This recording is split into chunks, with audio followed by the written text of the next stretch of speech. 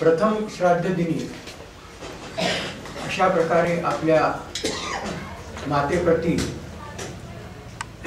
त्यांच्याशी संपर्कात आलेल्या, जवळून पाहिलेल्या आणि एक दोन पिढ्यांशी संबंध असलेल्या व्यक्तींच्या प्रती भावना व्यक्त करण्यासाठी दुसऱ्या कुठल्याही प्रकारे धार्मिक विधी न करता एक केवळ आठवणींचा संग्रह असावा आणि त्यांची आठवण लोकांमध्ये या पहिल्या श्रद्धादिनी यावी असं औचित्यपूर्ण आमंत्रण वाचून खूप बरं वाटलं.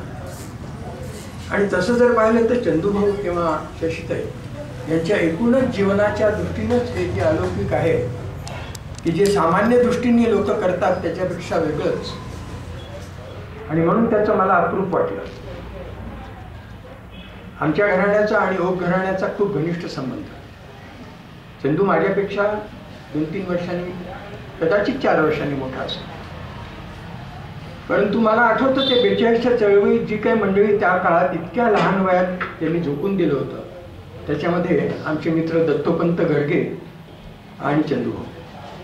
गर्गे समाजवादी विचारसरणीचे आणि चंदूभाऊ साम्यवादी विचारसरणीचे. पण जेव्हा शशीताई आल्या तेव्हा त्यांच्या घराण्याचं, पाद्य घराण्याचंही आमचे जुने संबंध होते. आणि त्या ताई यायच्या अमरावतीला जे कार्य करायच्या स्त्रियांच्या ह्याच्यात, तर आमच्या मातोश्रींना त्या प्रेरणा द्यायच्या. त्या दृष्टिकोनातून मी जेव्हा परत आलो 58 मध्ये आणि खऱ्या अर्थाने व्यावसायिक जीवनात अकोल्यात पदार्पण केलं, तर जेव्हा जेव्हा शशी ओक भेटल्या तेव्हा त्यांनी पहिल्या दिवसापासून मला कुठल्याही प्रकारे नानासाहेब किंवा दुसरं डॉक्टर वगैरे या संबोधन करताना आपण नानाभाऊ याच नावाने त्या मला बोलतात. लौकिक अर्थाने मी कधीच त्यांना बहीण किंवा कुठल्या समारंभात असं ते नातं कधी जपलं नाही, पण त्यांनी मात्र अगदी आवर्जून त्या नावानेच माझा उल्लेख त्या करत असत. आणि बऱ्याच वेळा म्हणायच्या नंतर तुम्ही बऱ्याच दिवसात आला नाही देवानी, तुम्ही या, बरं वाटतं. त्या LICचं काम करायचे. कुठल्याही MBAची डिग्री नसताना ही बाई केवळ कम्युनिकेशन स्किल्सनी इतकं सुंदर काम करायची. आणि मी एक LICचा डॉक्टर आणि जास्तीत जास्त माझ्या लिमिट जी असायची त्यामुळे मोठ्या मोठ्या केसेस यायच्या. ज्या केसेसमध्ये त्यांना डाऊट वाटायचा त्या घेऊन यायच्या. आणि दिवाण म्हणून इथे एक त्यावेळेला ऑफिसर होते, काय डेव्हलपमेंट असतील किंवा मला त्याची रँक माहीत नाही, त्यांना फ्रॅक्चर झालं. शशीताईंनी त्या माणसाच्या 10 दिवसाच्या माझ्या हॉस्पिटलच्या वास्तव्यात इतकी त्यांची सेवा केली आणि मला म्हणायची की नानाभाऊ हा माणूस चालता बोलता झाला पाहिजे. नंतर जेव्हा ते खूप छान झाले, फ्रॅक्चर नेक ट्यूमर. आता आज जर तुम्हाला मी सांगितलं तर तुम्ही म्हणाल तुम्ही कसं काय फ्रॅक्चर नेक ट्यूमर, पण एक इतिहास सांगतो की फ्रॅक्चर नेक ट्यूमर काय, ऑर्थोपेडिक काय, ज्याला सर्जरी म्हणतात ती सगळीच झालेली होती. आणि दिवाण साहेब जेव्हा एका समारंभात मी त्यांना म्हटलं की दिवाण साहेब खाली बसायचं नाही, त्यांनी मुद्दामून मांडी घालून मला दाखवलं आणि शशीताई बाजूला होते, हे बघ नाना कसं छान झालं. तर अशा तऱ्हेची ही व्यक्ती होती.